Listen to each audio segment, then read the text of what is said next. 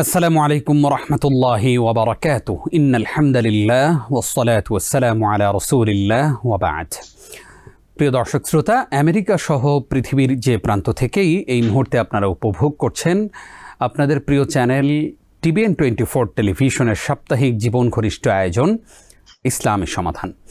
বরাবরের মতোই আপনাদেরকে স্বাগত জানাচ্ছি আমি নিজাম বিন মুহিব। প্রিয় দর্শক, আমরা নিশ্চয়ই আপনারা জেনে থাকবেন যে আমরা প্রতি সপ্তাহে একটি গুরুত্বপূর্ণ সমসাময়িক বিষয়ে আলোচনা শুনে থাকি।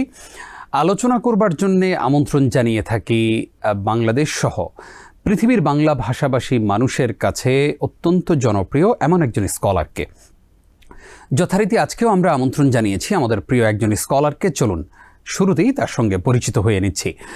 বিজ্ঞ স্কলার হিসাবে আমাদের আমন্ত্রণে সাড়া দিয়ে আমাদের সঙ্গে যুক্ত হচ্ছেন বাংলাদেশ সহ পৃথিবীর নানান দেশে যিনি ইসলামের গুরুত্বপূর্ণ কাজ দায়িত্বগুলো পালন করেছেন, বিভিন্ন সভা সেমিনার সিম্পোজিয়ামে অংশগ্রহণ করেছেন এবং কোরআন সুন্নাহর আলোয় মানুষকে আলোকিত করবার চেষ্টা করে যাচ্ছেন আমাদের প্রিয় মানুষ ডক্টর মোহাম্মদ মনজুরি ইলাহি।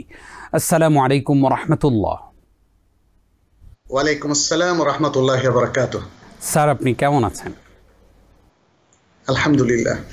আপনাকে TBN24 টেলিভিশনের এই জীবন ঘনিষ্ঠ আয়োজনে বরাবরের মতোই স্বাগত জানাচ্ছি। বারাকাল্লাহু ফিকুম। ওয়াইয়াকুম। প্রিয় দর্শক, আজকে আমরা স্যারের কাছ থেকে যে বিষয়ে আলোচনা শুনতে চাই তা হচ্ছে বৈষম্য প্রতিরোধে ইসলাম। এই বিষয়ে গুরুত্বপূর্ণ আলোচনা আমরা শুনব, পাশাপাশি আপনাদের করা জীবন ঘনিষ্ঠ প্রশ্নগুলো নেওয়ার চেষ্টা করব। তবে একটি বিরতির পরে আমরা আপনাদের প্রশ্নগুলো নেব। শুরুতেই আমরা আমাদের প্রিয় স্কলারের কাছ থেকে যে প্রসঙ্গে আলোচনা শুনব তা হচ্ছে ইসলাম আমাদেরকে কোন ধরনের নীতি নৈতিকতা শিখায়, কোন ধরনের ন্যায় ইনসাফ বা আদল শিক্ষা দেয়, সে বিষয়ে আমাদের প্রিয় স্কলার ডক্টর মনজুরি ইলাহি স্যারের কাছ থেকে চলুন আলোচনা শুনি। স্যার, আমরা আলোচনা শুনতে চাই আদল, ইনসাফ এবং কোন নীতি অবলম্বনের কথা ইসলাম আমাদেরকে শেখায়। ধন্যবাদ আপনাকে। আলহামদুলিল্লাহ ওয়াসসালাতু ওয়াসসালামু আলা রাসূলিল্লাহ ওয়া আলা আলিহি ওয়া আসহাবিহি ওয়া মান ওয়ালা। প্রথমত আমরা বলবো আল্লাহ সুবহানাহু ওয়া তাআলা আমাদেরকে সৃষ্টি করেছেন এবং তার অনেক সৃষ্টির উপরে মানুষ হিসাবে আমাদেরকে শ্রেষ্ঠত্ব দিয়েছেন এবং তিনি সকল মানুষের জন্য একটা কমন মর্যাদা, একটা সার্বজনীন যে সম্মাননা, সেটা তিনি সবার জন্যই তিনি প্রতিষ্ঠা করেছেন। যেমনটি তিনি ঘোষণা করেছেন সূরাতুল ইসরার মধ্যে, ওয়ালাকাদ কাররামনা বানি আদম, আর আমরা বনি আদমকে সম্মানিত করেছি। সুতরাং আল্লাহর কাছে বান্দা হিসাবে সকল মানুষই সম্মানিত। যদিও যারা আল্লাহর নির্দেশ মান্য করেছে, ঈমান এবং তাকওয়ার পথ অবলম্বন করেছে, তারা আল্লাহর নৈকট্যপ্রাপ্ত বান্দা এবং তাদের জন্য আখিরাতে বিশেষ মর্যাদা এবং বিশেষ পুরস্কার রয়েছে। আর যারা বিদ্রোহের পথে হেঁটেছে, যারা কুফরি এবং শিরকের পথ যারা চয়ন করেছে, তাদের জন্য আল্লাহ জাহান্নাম সহ নানা প্রকার কঠিন শাস্তির ব্যবস্থা করেছেন। তাহলে এই যে মানুষকে তিনি সম্মানিত করেছেন, তো মানুষ তো ততক্ষণ পর্যন্ত সম্মানিত থাকবে যতক্ষণ পর্যন্ত সে আল্লাহর দেওয়া যে ডিসিপ্লিন, যে দ্বীনি ব্যবস্থা ইসলাম, এটাকে মেনে চলবে। এবং সুবহানাল্লাহ, আল্লাহ সুবহানাহু ওয়া তাআলা এই যে একটা সুন্দর ব্যবস্থাপনা দিলেন, পৃথিবী পরিচালনার একটা ডিসিপ্লিন, যেমনটি তিনি বলেছেন লিকুল্লিন জাআলনা মিনকুম শারআতান ওয়া মিনহাজা, তোমাদের প্রত্যেকের জন্যই একটা জীবন পদ্ধতি এবং শরীয়ত আমরা প্রদান করেছি। তো সেই জীবন পদ্ধতি অনুযায়ী আল্লাহ সুবহানাহু ওয়া তাআলা আমাদেরকে চলার নির্দেশনা দিয়েছেন। এখানে আপনি যে প্রশ্নটা করেছেন সেটি হচ্ছে যে আদল, ইনসাফ, ন্যায়পূর্ণ জীবনযাপন এবং আদব, আখলাক, নৈতিকতা, এগুলোর কতটা প্রয়োজন জীবন পরিচালনার ক্ষেত্রে বা পবিত্র জীবনযাপনের ক্ষেত্রে। আসলে ইসলামের মূল ভিত্তিটাই এই কয়েকটা জিনিসের উপর প্রতিষ্ঠিত: আদল, ইনসাফ, ন্যায়পরায়ণতা এবং ন্যায়ানুগ আচরণ, সুন্দর আখলাক, মরালিটি, নৈতিকতা, এর উপর ইসলামের মূল ভিত্তি, মূল ফাউন্ডেশন। এবং এই কারণে ইসলাম সবচেয়ে শ্রেষ্ঠ এবং সবচেয়ে সুন্দর ব্যবস্থাপনা মানব জাতির জন্য উপহার দিতে পেরেছে। আমরা দেখি যে আল্লাহ সুবহানাহু ওয়া তাআলা বলেছেন, ইন্নাল্লাহা ইয়া'মুরু বিল আদলি والإحسان وإيتاء ذي القربى وينهى عن الفحشاء والمنكر والبغي। আল্লাহ সুবহানাহু ওয়া তাআলা মানুষকে তিনি নির্দেশ দিচ্ছেন যেন তারা আদল তথা ন্যায়পরায়ণতা পালন করে, সেই নির্দেশ তিনি দিচ্ছেন। এবং দিচ্ছেন ইহসান, যেন তারা, ইহসানের দুটো অর্থ আছে, একটা হলো মানুষের প্রতি দয়া পরবশ হওয়া, সুন্দর আচরণ করা, এবং আরেকটা হলো যে কোনো জিনিস পারফেক্টলি সুন্দরভাবে আদল ইনসাফের সাথে যথার্থভাবে আদায় করা। তো এখানে দুটোই অর্থই প্রযোজ্য। আল্লাহ তাআলা মানুষকে আদল ইনসাফের নির্দেশ দিচ্ছেন এবং ইহসানের নির্দেশ দিচ্ছেন, যাতে মানুষ প্রত্যেকটা কাজ যথাযথভাবে করে এবং প্রত্যেকটা কাজের ক্ষেত্রে সে ইহসানের যে আদব এবং নীতিমালা আছে সেটা সে ফলো করে। ফলে আমরা দেখি যে আল কোরআনের মধ্যে আল্লাহ সুবহানাহু ওয়া তাআলা সার্বিকভাবে মুমিনদেরকে বিশেষভাবে এবং সকল মানুষকে আমভাবে ব্যাপকভাবে যে নির্দেশনা দিয়েছেন, তার মধ্যে এই বিষয়গুলো প্রধানতম, যে তারা যেন তাদের জীবনকে ন্যায়পরায়ণতার ভিত্তিতে পরিচালনা করে, কোনো রকম বৈষম্যের আশ্রয় না নেয়, মানুষের মধ্যে গোত্র, বর্ণ, ধর্ম এবং দেশ, জাতি, ভাষা এর ভিত্তিতে কোনো বৈষম্য না করে। এটাই হচ্ছে ইনসাফের দাবি। এবং একটা জনপদের মানুষ তারাও যেন দলাদলি হানাহানি করে মানুষের মধ্যে বৈষম্য না করে, যেন তারা পক্ষপাতিত্ব না করে, যেন তারা শুধু মতপার্থক্যের কারণে মানুষের প্রতি অপ্রেশন এবং নির্যাতন না করে। এটা ইসলাম আমাদেরকে আসলে শিক্ষা দিয়েছে। অত্যন্ত চমৎকার করে আপনি উপস্থাপন করলেন, আমরা অনেক কিছু জানলাম, আলহামদুলিল্লাহ। স্যার, আপনি আমাদেরকে জানাবেন যে এই যে বৈষম্য আমাদের সমাজে, তো আমরা দেখি, আমরা যেখানেই থাকি, যেই দেশেই থাকি, নানান বৈষম্যের শিকার আমরা। অনেক সময় পরিবার থেকে আমরা সেই বৈষম্যের শিকার হই, সামাজিকভাবে বৈষম্যের শিকার হই, নানানভাবে আমরা বৈষম্যের শিকার হই। এই যে বৈষম্য, এই যে শ্রেণীবিন্যাস, সাদারা কালোকে দেখতে পারে না, কালোরা সাদাকে দেখতে পারে না, অথবা লম্বা খাটোকে তুচ্ছ তাচ্ছিল্য করে, নানানভাবে আমরা বৈষম্য তৈরি করে রেখেছি। এই বৈষম্যের ব্যাপারে ইসলাম কি বলে? আমরা ঠিক কোন পথে চলব? ধন্যবাদ আপনাকে। প্রথমত বলি, শব্দ দুটো এখানে। একটা হলো বৈষম্য, যেটা নিয়ে আপনি প্রশ্ন করেছেন, এবং বৈষম্যটাকে ইসলাম কিভাবে দেখছে, কিভাবে এর এলাজ কিংবা ট্রিটমেন্টটা করছে। আর আরেকটা হলো বৈচিত্র্য। বৈষম্য এবং বৈচিত্র্য, বৈষম্যের মধ্যে একটা পার্থক্য আমরা লক্ষ্য করি, বৈচিত্র্যের মধ্যেও আমরা একটা পার্থক্য লক্ষ্য করি। তো মজার ব্যাপার হলো, ইসলাম বৈচিত্র্যকে অনুমোদন দিয়েছে, জি, কিন্তু বৈষম্যকে নয়। বৈচিত্র্যকে অনুমোদন দিয়েছে, তার প্রমাণটা কি? যেমন আমরা আল কোরআনের একটা সুন্দর আয়াত দেখি, আল্লাহ সুবহানাহু ওয়া তাআলা তিনি সেখানে স্পষ্ট করে বলে দিয়েছেন, ওমিন আয়াতিহি খালকুস সামাওয়াতি ওয়াল আরদি ওয়া ইখতিলাফু আলসিনাতিকুম ওয়া আলওয়ানিকুম ইন্না ফি যালিকা লাআয়াতিন লিল আলামিন। আল্লাহর একটা অন্যতম নিদর্শন হচ্ছে আসমানসমূহ এবং জমিনের সৃষ্টি, এবং মানুষের ভাষার বৈচিত্র্য এবং মানুষের বর্ণের বৈচিত্র্য, অর্থাৎ গায়ের রঙের বিভিন্নতা। নিশ্চয়ই এর মধ্যে নিদর্শন সমূহ রয়েছে যারা জানে তাদের জন্যে। তাহলে এখানে আমরা একটা জিনিস দেখতে পাচ্ছি যে মানুষের মধ্যে ভাষার যে বৈচিত্র্য, ভাষার যে বিভিন্নতা, এটা আল্লাহর নিদর্শন। অতএব কেউ আরবি ভাষায় কথা বলে, কেউ বাংলায় কথা বলে, কেউ উর্দুতে, কেউ হিন্দিতে, কেউ ইংরেজিতে, কেউ স্প্যানিশ, কিংবা এরকম নানা রকম ভাষায় মানুষ কথা বলে। এবং এই আয়াত দ্বারা প্রমাণিত যে ভাষার স্রষ্টা আল্লাহ। ঠিক তেমনি মানুষের গায়ের রং দেখেন, কেউ বাদামি রঙের, জি, কেউ অত্যন্ত ফর্সা সাদা, কেউ আবার একটু লালচে বর্ণের, কেউ খুবই কালো, নানা রকম বর্ণের মানুষ কিন্তু আছে। কিন্তু আল্লাহ তাআলা আসলে মানুষের কমন কিছু ফিচার দিয়ে দিয়েছেন, যেটা আমাদের কাছে খুবই স্পষ্ট, যে মানুষের রক্ত লাল, তার রক্তের মধ্যে শ্বেত কণিকাও আছে, লোহিত কণিকাও আছে, এবং মানুষের আছে একটা হার্ট, দুটো চোখ, মানুষের আছে কিডনি। এই যে সুবহানাল্লাহ, কমন ফিচারগুলো যেটা তাকে একজন মানবে, একজন ভালো মানুষে পরিণত করেছে, এগুলো সব সমান। শুধু গায়ের রংটা, স্কিনের রংটার মধ্যে পার্থক্য, শুধু ভাষা, যে ভাষাটা দিয়ে সে মনের ভাব ব্যক্ত করে, সেখানে পার্থক্য। এতে কোনো সমস্যা নেই। এই বৈচিত্র্যটা ইসলামে অনুমোদিত, এবং এই বৈচিত্র্যের ভিত্তিতে, যেহেতু এটা ইসলাম অনুমোদন করে, অতএব এর ভিত্তিতে দ্বিতীয় জিনিসটাকে হারাম করেছেন, যে ভাষার বৈচিত্র্য। আমি বাংলা ভাষায় কথা বলছি আর আপনি ইংরেজি ভাষায় কথা বলছেন। আমাদের বাংলা ভাষাভাষী অনেক মানুষের মধ্যে দেখি যে ইংরেজি ভাষায় কথা বললে তাকে মোর স্মার্ট মনে হয়, জি জি, তাই না? ইংরেজি জানলে, ইংরেজি জানা লোকগুলোর মধ্যেও কেমন যেন একটা অহংকার তৈরি হয়, এবং তারা যারা ইংরেজি জানে না তাদেরকে আন্ডার এস্টিমেট করে। জি, এটা হচ্ছে বৈষম্য। আমাদেরকে বৈচিত্র্য আর বৈষম্যের মধ্যে পার্থক্য করতেও বুঝতে হবে। আবার আমাদের গায়ের রং, গায়ের রং কারো বাদামি, কারো ফর্সা, কারো কালো ইত্যাদি। এই যে রঙের বৈচিত্র্য, এটা ইসলাম অনুমোদন করেছে। কেন করবে না? কারণ আল্লাহই তো মায়ের পেট থেকে যখন বাচ্চারা বের হয়, কেউ এরকম নানা বর্ণের বের হয়, তাই না? জি জি, এবং শুধু মানুষ না, সকল প্রাণীর মধ্যে এটা। আপনি দেখেন গবাদি পশু, উট, তারপরে গরু, ছাগল, তাই না? কত রঙের, জি, কত রঙের। তাহলে এই রংটা, রঙের এই বৈচিত্র্যটা অনুমোদিত।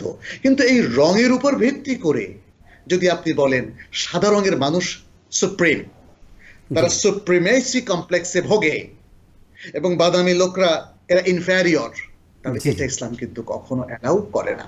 তাহলে রঙের এই যে বিভিন্নতা, এটা হলো বৈচিত্র্য, ইসলাম কর্তৃক অনুমোদিত। এই রঙের ভিত্তিতে মানুষের অধিকারের মধ্যে পার্থক্য করা, কেউ সুপ্রিম হওয়া, কেউ ইনফেরিয়র হওয়া, কেউ ভালো হওয়া, মন্দ হওয়া, এই যে পার্থক্যটা, এটা হলো বৈষম্য। এটাকে ইসলাম কখনো সমর্থন করে না। তাহলে বৈচিত্র্য অনুমোদিত, বৈষম্য ইসলামে পরিপূর্ণ হারাম। জি, অনেক তথ্যবহুল আলোচনা আমরা শুনলাম। আমরা একটু জানতে চাই আপনার কাছে যে বৈষম্য করতে করতে অনেক সময় দেখা যায় যে বৈষম্যের মাঝে আমরা বড় হচ্ছি। আমরা একদম ছোটকাল থেকে এই যে পড়াশোনা করছি, তারপরে জানছি, কর্মক্ষেত্রে সকল ক্ষেত্রে বৈষম্যের শিকার হচ্ছি। এই যে বৈষম্যের শিকার হচ্ছে এবং দীর্ঘকাল ব্যাপী যে বৈষম্যের মধ্যে আমরা বড় হচ্ছি, এই থেকে আসলে উত্তরণের উপায় কি?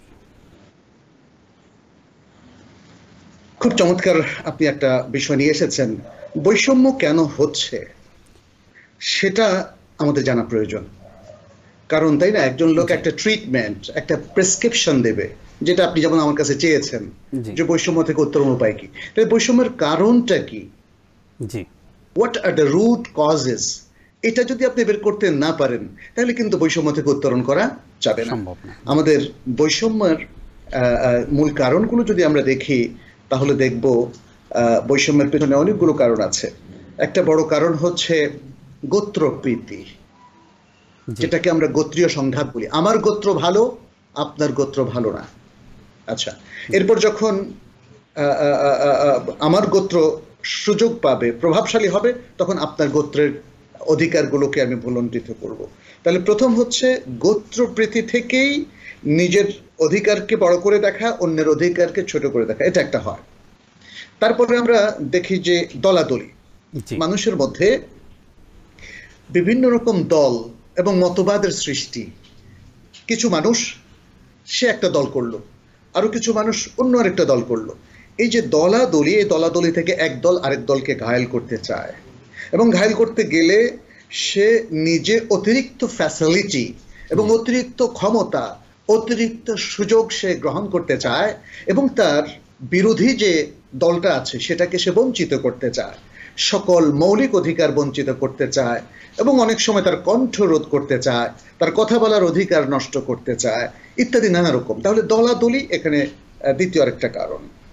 তৃতীয় হচ্ছে মানুষ ভাষার ভিত্তিতে অথবা ভূগোলের ভিত্তিতে অথবা বর্ণের ভিত্তিতে সে তার সুপ্রিমেসি যে একটা মানে জিনিস সে নিজে ধারণ করে, সে মনে করে যে সে সুপারিয়র এবং সে ছাড়া অন্যরা ইনফেরিয়র।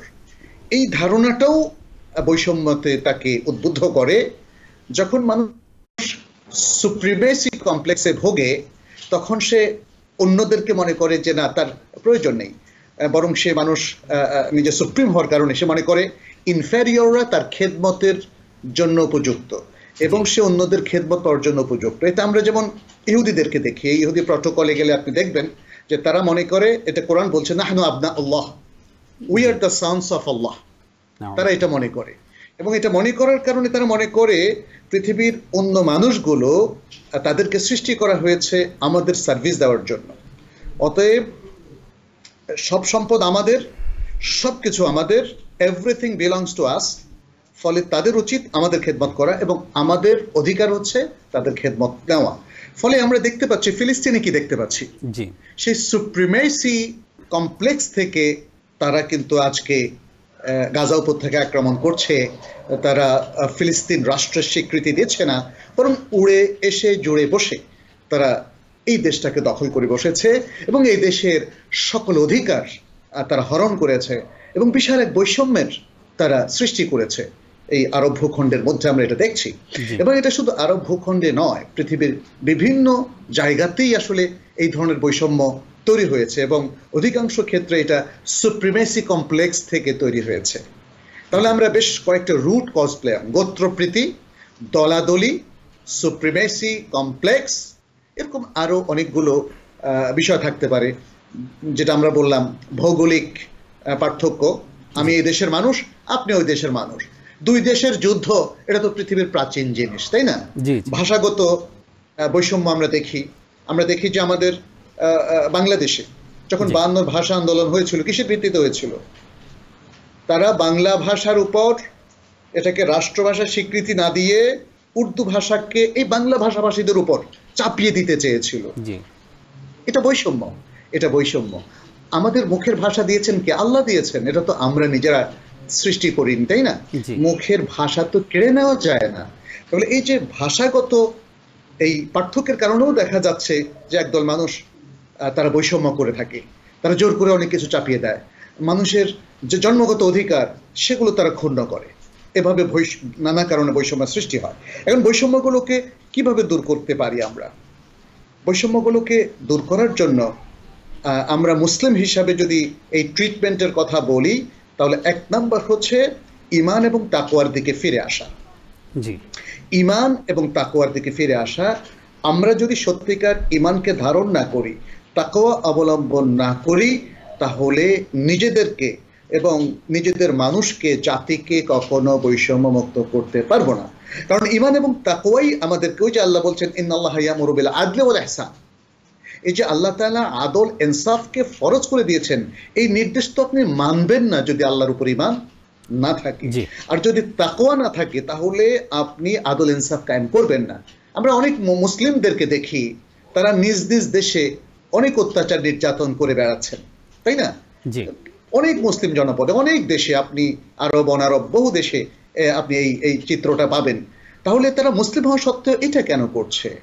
প্রকৃত ঈমান এবং তাকওয়ার অভাবে এই জিনিসগুলো হচ্ছে।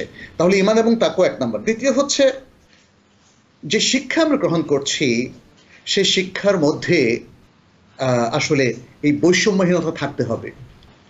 আমরা দেখেছি যে রাসূল সাল্লাল্লাহু আলাইহি সাল্লাম তিনি তার কোনো এক ভাষণে স্পষ্ট করে দিয়েছেন যে লা ফাদলা লিআরাবিয়্যিন আলা আজামিয়্যিন ওয়ালা লিআহমার আলা আসওয়াদ।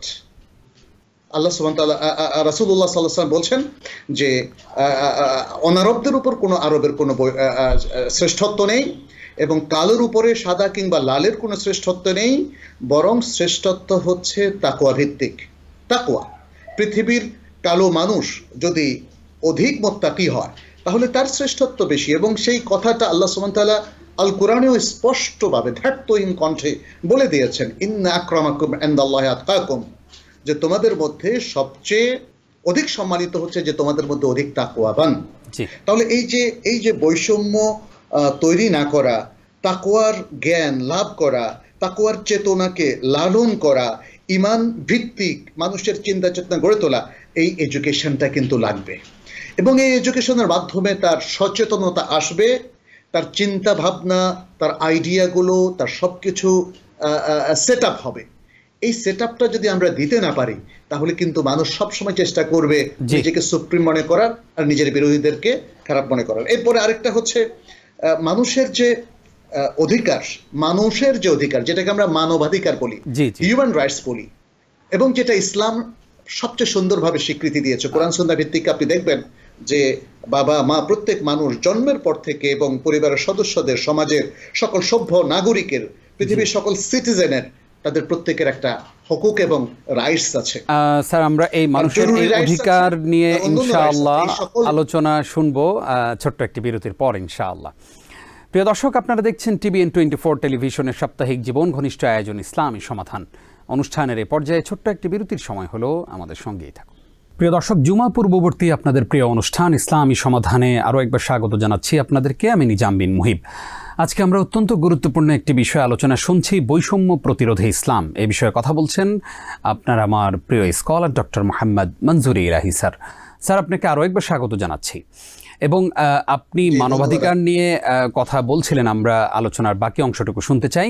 ইসলামে মানবাধিকার সম্পর্কে কি বলা হয়েছে এবং পাশাপাশি আমাদের অধিকারগুলো আমরা কিভাবে সংরক্ষণ করব এবং আদায় করার পদ্ধতিও বাকি। জি, আমি বলছিলাম যে বৈষম্য প্রতিরোধে ইসলামের আরেকটা গুরুত্বপূর্ণ প্রসঙ্গ হচ্ছে মানুষের অধিকারগুলোকে স্বীকার করে নেওয়া, স্বীকৃতি দেওয়া এবং সেগুলোর বাস্তবায়ন।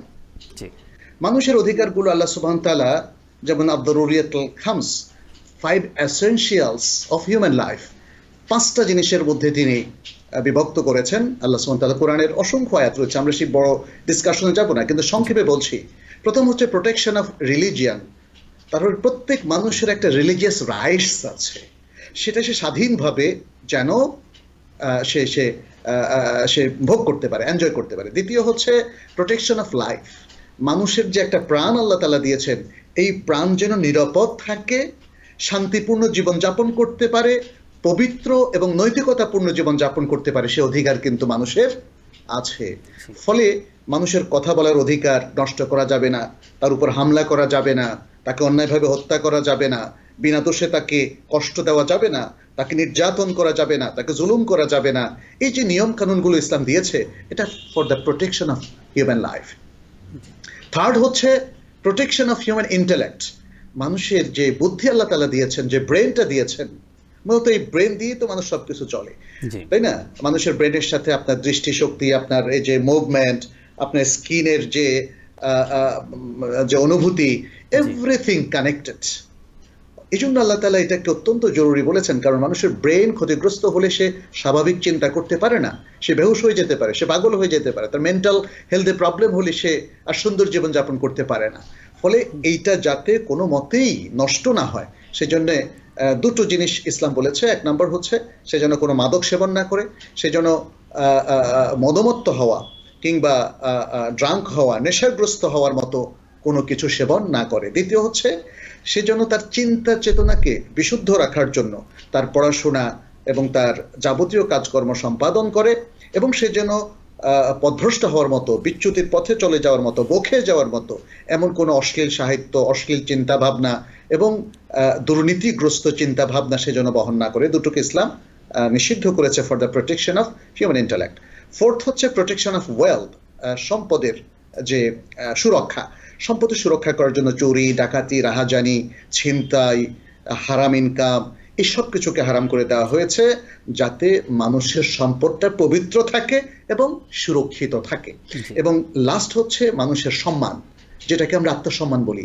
মানুষ যখন একজন আরেকজনকে ব্লেম দেয়, দেখেন না, সম্মানহানির জন্য মানুষ মোকদ্দমা পেশ করে, আদালতে যায়।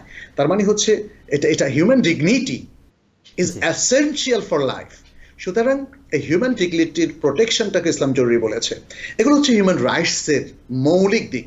এছাড়াও আর অনেক রাইটস আছে, চাইল্ড রাইটস আছে, স্বামীর অধিকার আছে, স্ত্রীর অধিকার আছে, বাবার অধিকার আছে, মায়ের অধিকার আছে, জনগণের অধিকার আছে, শাসকের অধিকার আছে। এই যে নানা অধিকারগুলো, এই অধিকারগুলো যে স্বীকৃতি ইসলাম দিয়েছে, সেই স্বীকৃতি আমাদের সমাজের সবাইকে দিতে হবে, সেটা বাস্তবায়ন করতে হবে। এবং আরেকটা গুরুত্বপূর্ণ হচ্ছে, এই অধিকারগুলো তো শুধু স্বীকার করলেই হবে না, এই অধিকারগুলোর প্রোটেকশনটা দিতে হবে। বিশেষ করে সমাজ এবং রাষ্ট্র যারা চালাচ্ছেন, এই অধিকারগুলোর স্বীকৃতি তাদেরকে দিতে হবে। মানুষের অধিকার ক্ষুণ্ণ করা যাবে না, বরং রাষ্ট্রের যাবতীয় সকল কিছু এটা হচ্ছে নাগরিকের সুরক্ষার জন্য, তার সবকিছু নাগরিকের অধিকার সংরক্ষণের জন্য, তার কথার অধিকার, তার রিলিজিয়াস রাইট, তার পার্সোনাল লাইফ, তার ফ্যামিলি লাইফের যে রাইটসগুলো আছে, এই সমাজে তার মত প্রকাশের যে অধিকারগুলো আছে, এবং সমাজে নিরাপত্তার সাথে চলাফেরা করার তার এডুকেশনাল অধিকার, তার কালচারাল অধিকার ইত্যাদি নানা অধিকারগুলোকে প্রোটেকশন দেওয়ার জন্যই সমাজ ব্যবস্থা এবং রাষ্ট্রীয় ব্যবস্থা প্রতিষ্ঠিত হওয়া দরকার। যদি আপনি সেটা করতে না পারেন তাহলে বৈষম্য কি করে দূর হবে? জি, তাই না? যদি আপনার সমাজের মধ্যেই বৈষম্যের বুনিয়াদ থেকে যায়, অথবা রাষ্ট্রীয় ব্যবস্থাপনার মধ্যেও যদি বৈষম্য থেকে যায়, তাহলে তো কোনো মানুষের বৈষম্য আপনি রোধ করতে পারবেন না। এই বৈষম্যটা আরো ব্যাপকভাবে আমাদের উপর জাতাকলের মতো ওটা প্রতিষ্ঠিত হবে। ফলে আমরা যেটা বলেছি, ইসলাম এই বৈষম্যটাকে একদম চিরতরে বিদায় করার জন্য যে গোত্রীয় অথবা বর্ণ অথবা বিভিন্ন দেশের অধিবাসীর ভিত্তিতে যে বৈষম্য, সেটাকে একদম রিমুভ করে দিয়েছে। রাসূল সাল্লাল্লাহু আলাইহি সাল্লাম বিদায় হজের ভাষণেও সে ধরনের বৈষম্যগুলো দূর করে দিয়েছেন। এবং ছোট্ট একটা কথা বলে আমি শেষ করব, রাসূল সাল্লাল্লাহু আলাইহি সাল্লাম মানুষের সম্মান, মানুষের অধিকারকে এতটাই গুরুত্বপূর্ণ হিসাবে ঘোষণা করেছেন, যেটা পৃথিবীর ইতিহাসে সোনার অক্ষরে লেখার মতো চমৎকার, এবং পৃথিবীর সব মানুষের, মুসলিম অমুসলিম মানুষ সকলের জন্য এটা একটা স্মরণীয়, করণীয়, মানে এবং এটাকে ধরে রাখার মতো। সেটি হচ্ছে তার সেই ভাষণ, অমোঘ ভাষণ, যেটি তিনি বিদায় হজে দিয়েছিলেন। এবং এটা সহিহ মুসলিম সহ অন্যান্য হাদিস গ্রন্থে এসেছে, ইন্না আমওয়ালাকুম ওয়া আনফুসাকুম ওয়া আরাদাকুম হারামুন কায়াউমিকুম হাদা ওয়া ফি শাহরিকুম হাদা ওয়া ফি বালাদিকুম হাদা। নিশ্চয়ই তোমাদের সম্পদ, নিশ্চয়ই তোমাদের জান, নিশ্চয়ই তোমাদের সম্মান, হিউম্যান ডিগনিটি, এটা ততটাই সম্মানিত যতটা সম্মানিত আজকের এই মহান দিন। আজকের এই মহান দিন বলতে তিনি 9 জিলহজকে আরাফার দিনের কথা বুঝিয়েছেন। এবং যতটা সম্মানিত আজকের এই মাস বলতে তিনি জিলহজ মাস, যেটা হারাম মাস, সেই মাসের সম্মানের কথা বলেছেন। এবং ওয়াফি বালাদিকুম হাদা, এই বালাদ বলতে তিনি মক্কা নগরীর কথা, হারাম নগরীর কথা বলছেন, যে আজকের এই মক্কা নগরী যতটা সম্মানিত। তাহলে দেখেন, পৃথিবীর সবচেয়ে বেশি সম্মানিত হচ্ছে 3টা জিনিস: ইয়াউম আরাফা, জিলহজ মাস হারাম মাস হিসাবে, এবং মক্কা নগরী, পৃথিবীর সবচেয়ে শ্রেষ্ঠ নগরী।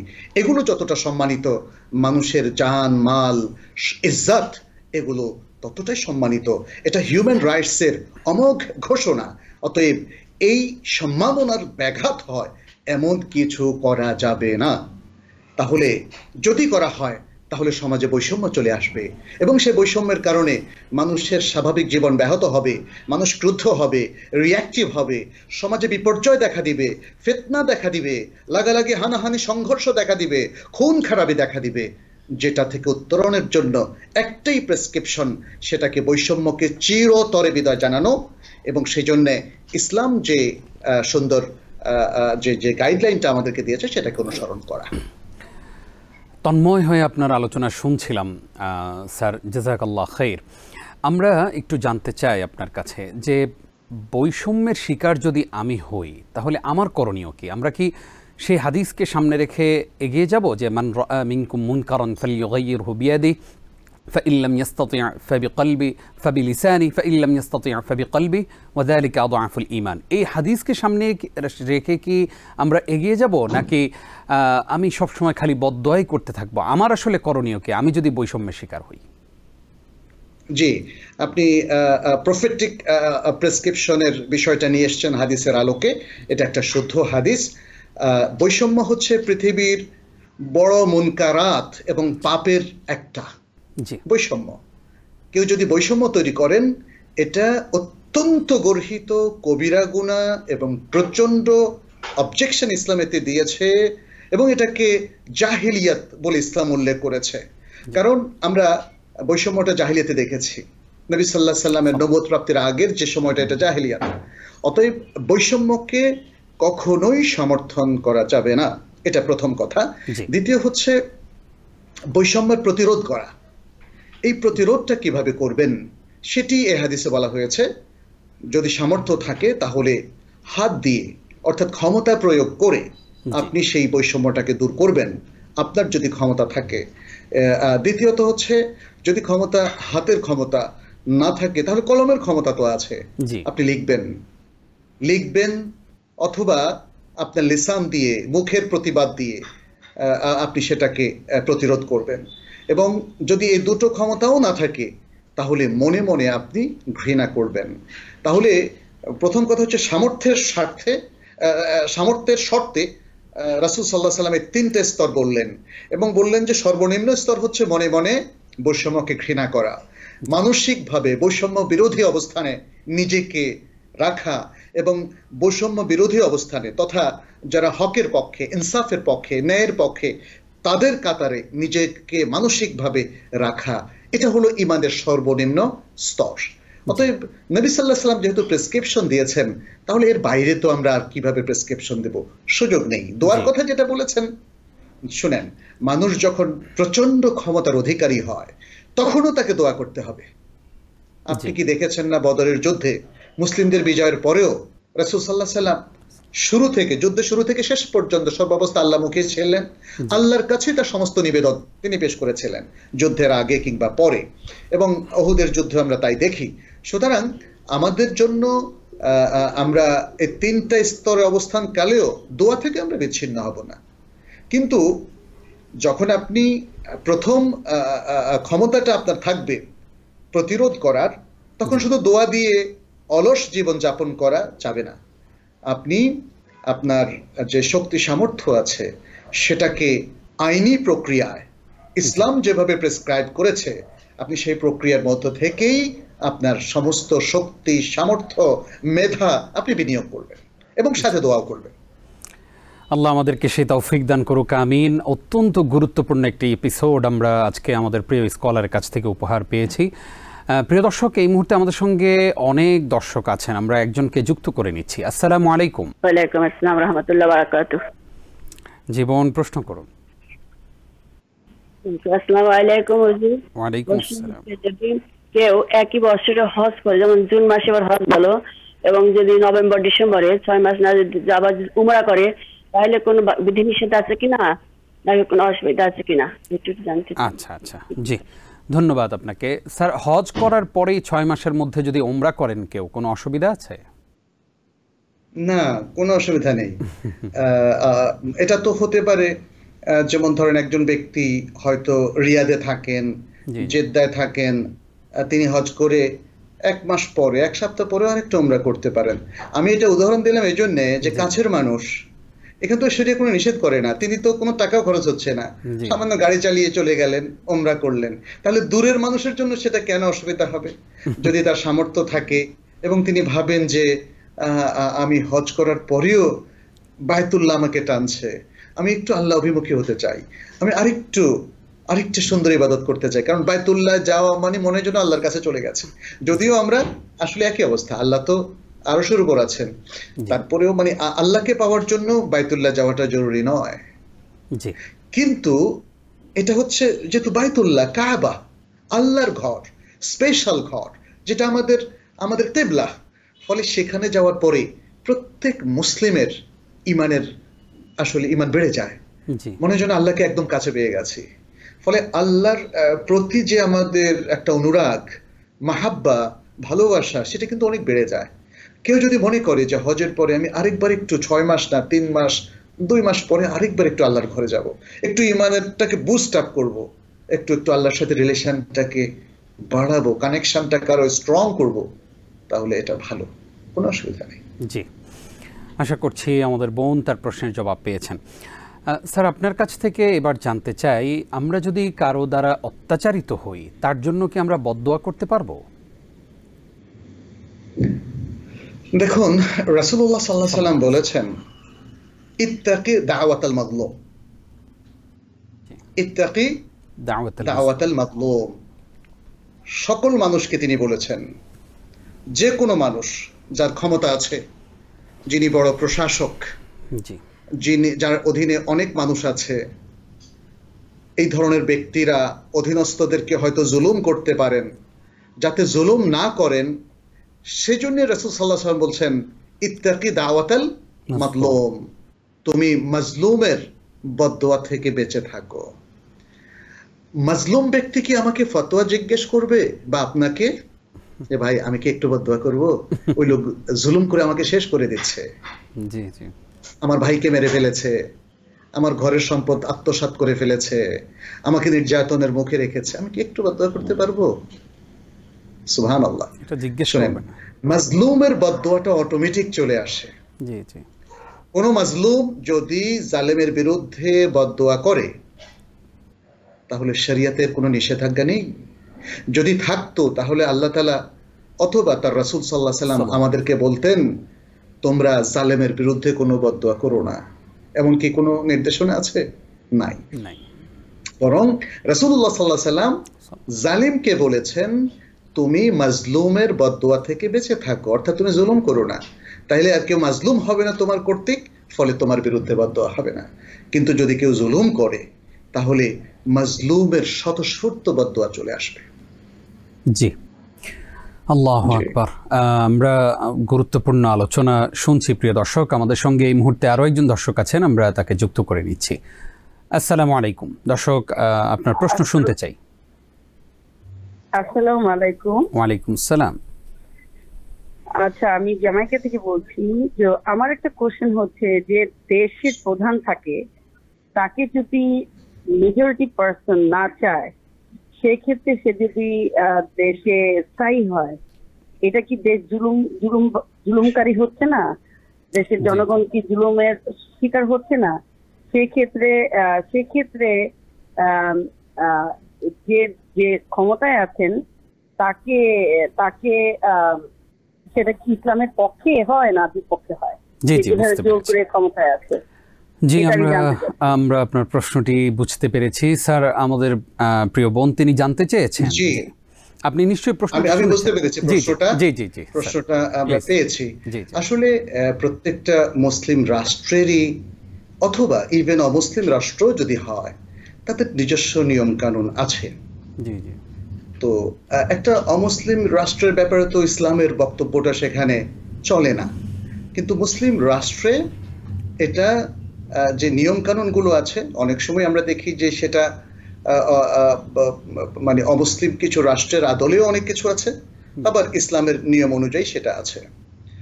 তো মানুষের চাওয়া পাওয়া, জনগণের চাওয়া পাওয়া সবকিছুই তার জন্য আসলে সুনির্দিষ্ট নিয়ম কানুন আছে। আমরা আশা করব সবাই সেটা ফলো করবেন, সবার বোধোদয় হবে। শক্তি প্রয়োগ না করে প্রত্যেকেই সুন্দর সিস্টেমের মধ্য দিয়ে আইনের প্রক্রিয়া ফলো করে তারা মানুষের আশা আকাঙ্ক্ষাকে প্রতিফলন করবেন, এটা আমাদের এক্সপেকটেশন সবার প্রতি। জি, আমাদের সঙ্গে এই মুহূর্তে আরো একজন দর্শক আছেন। আসসালামু আলাইকুম। জি, আসসালামু আলাইকুম। ওয়ালাইকুম আসসালাম। জি ভাই, প্রশ্ন করুন। আচ্ছা, আমি সরাসরি প্রশ্ন করব। যখন একজন মানুষ বৈষম্যবোধ নিজেই বোঝেন যে আমি যা করছি ইনসাফের সহিত করছি, এবং ইনসাফ প্রতিষ্ঠিত করতে গিয়ে উনি যখন অনেকগুলো সমস্যার সমাধান করতে চেষ্টা করবেন, তখন মানুষ তাকে অন্যায়ভাবে ভুল বোঝেন, এটার জন্য কি উনি দায়বদ্ধ থাকবেন? আচ্ছা আচ্ছা, বুঝতে পেরেছি আমরা। স্যার নিশ্চয়ই প্রশ্নটি শুনেছেন। আমরা অনুষ্ঠানে রিপিট করবেন আপনি? জি, আমাদের প্রিয় ভাই জানতে চেয়েছেন, যখন কেউ কোনো ভালো কাজ করতে যায়, উনি ভালো ইনসাফের সহিত আদলের সহিত কাজটা করতে চাচ্ছেন, কিন্তু ওনার ভালো কাজটাকে অনেকে ভুল হিসাবে নেয়, যে উনি মনে হয় কাজটা ভুল করছেন, সেক্ষেত্রে উনি কি দায়বদ্ধতা, ওনার কোনো দায়বদ্ধতা রয়েছে কিনা তিনি জানতে চেয়েছেন।